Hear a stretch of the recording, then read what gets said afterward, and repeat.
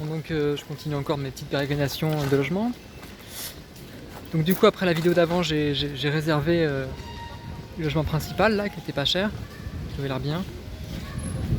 Et puis je sais pas, j'ai stressé parce que je me suis dit mais merde en fait ce matin j'ai demandé à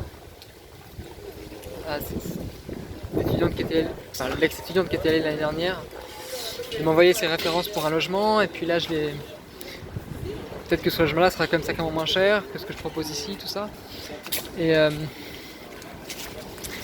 et puis je me suis dit aussi bah là je vais à une soirée et puis je dois avoir aussi des amis et puis il y en a une qui est au Québec et j'aimerais avoir son ressenti donc je me suis dit merde en fait j'ai stressé sur le coup en me disant bah peut-être que je vais peut-être changer d'avis et, euh, et j'avais envoyé ma demande donc du coup j'ai annulé ma demande sans frais parce que si elle était acceptée après ça aurait été plus compliqué je me suis dit mais je fais n'importe quoi du coup là qu'est-ce qui se passe bon, et en fait, bah là, du coup, je viens juste de voir que la personne en face m'a renvoyé une demande et m'a fait une offre spéciale, du coup, une offre un peu moins chère. Donc, du coup, finalement, c'est intéressant. Euh, donc voilà, donc là, du coup, bah, j'ai envie d'accepter. Et en fait, j'ai compris, en fait, après, au moment où j'ai annulé, j'ai compris aussi ce que je me suis dit, mais ça va pas, qu'est-ce qui se passe? Puis du coup, j'ai ressenti encore cette inquiétude en me disant, mais bah, je me retrouve encore sans rien, et puis qu'est-ce qui se passe si jamais il y a. Parce qu'en fait, le fait d'avoir ce logement-là, ça m'avait. Quand j'ai appuyé sur la demande de réservation, ça m'a rassuré et en même temps ça a créé un truc comme une sorte d'angoisse en me disant merde si ça se trouve je fais une bêtise et je le sais pas. Et ce sentiment là en fait, sentiment de pas savoir si ce que je fais c'est correct. Et après j'ai eu même cette peur là en me disant mais en fait là parce qu'il y avait ce truc là aussi de payer une forte somme d'argent. C'est ça que le fait d'accepter ça allait faire que j'allais payer 600 € d'un coup en fait. Et je me dis bah ouais mais si jamais il y a un problème, si je me casse une jambe, si je peux pas prendre l'avion parce que j'ai un problème de passeport, un truc comme ça, et bien du coup j'aurais payé des logements sur place que je pourrais pas voilà, que j'aurais pas remboursé. Donc du coup c'est compliqué parce que ça me demande en fait à payer 3 mois d'avance. À payer 3 mois d'avance. Alors même si cet argent je l'ai, mais c'est un peu stressant d'avoir à payer voilà, à l'avance quoi pour le coup. Sans garantie que je serai sur place. Et je me suis dit bah ouais ben, voilà je suis bien embêté si jamais j'ai pas. Après bon. Après je me dis bon si jamais de toute manière il y a des. Enfin. Dans ces cas-là, voilà, si je loupe l'avion, j'en repais un autre. C'est cher, mais tant pis. Et voilà, il y a des. De toute manière, là, je suis sur un truc où de toute manière, je n'ai qu'à vue.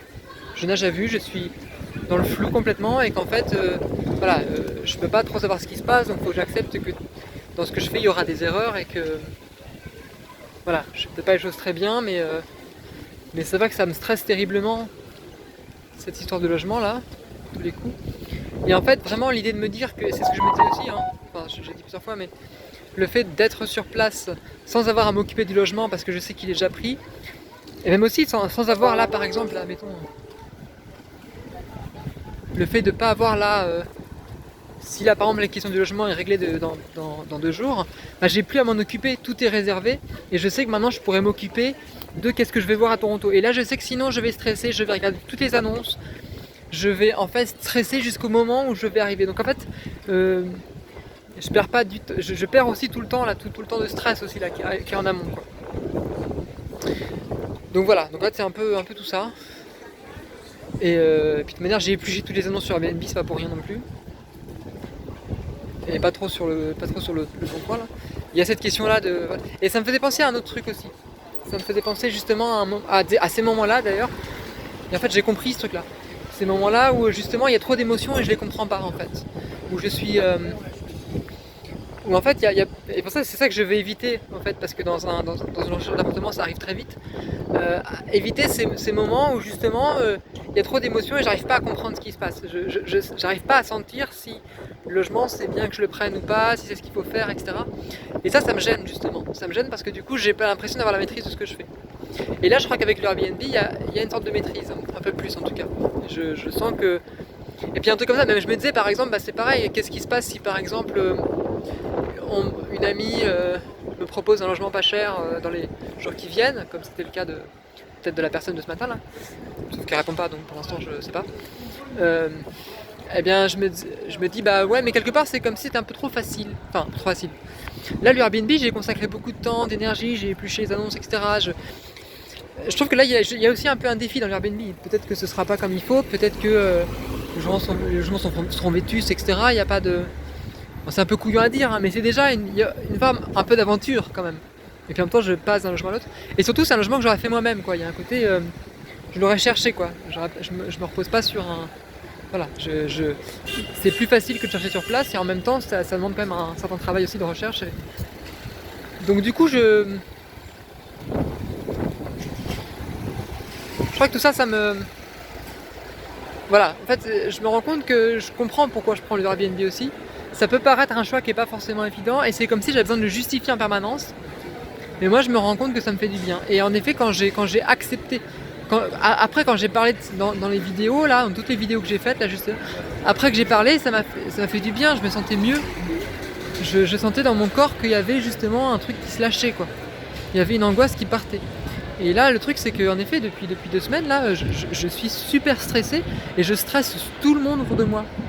J'arrête pas de dire que je suis stressé, quoi. Et je pense que ça réveille quelque chose d'autre. Je crois que dans ce rapport-là, justement, il y a un rapport à l'argent, il y a un rapport à la sécurité et au loyer. Et que j'ai un besoin justement d'être en sécurité. Il y a cette peur-là de ne pas être en sécurité. Une peur de manquer de loyer. Et en même temps, c'est logique parce que quand j'en parle comme ça, il y a des moments dans mon histoire où j'ai pas eu j'avais du mal à avoir un chez soi qui soit correct, quoi. Donc je veux pas reproduire ça, quoi. Putain, c'est ça en fait.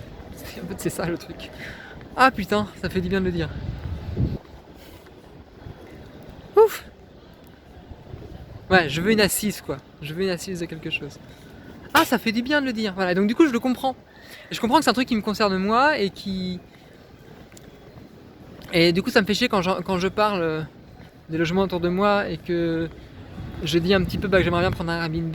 En fait, c'est que je suis pas trop sûr de ça, donc j'ai besoin d'avoir un peu un avis extérieur. Et puis on me dit ouais, mais l'Airbnb c'est cher. Et en fait, je crois que le problème c'est pas que ce soit cher en fait. Moi je m'en fous. Enfin, je m'en fous aussi, c'est important, mais c'est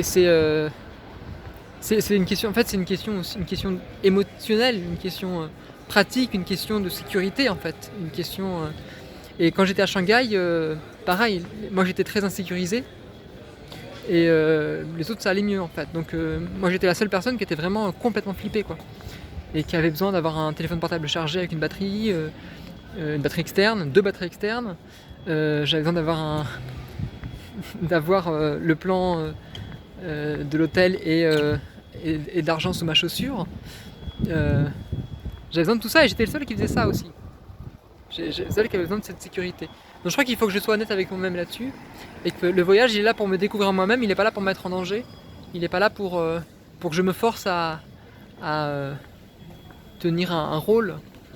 Enfin même pas un rôle, me force à faire la débrouille dans les endroits où c'est pas ce qui m'intéresse, quoi.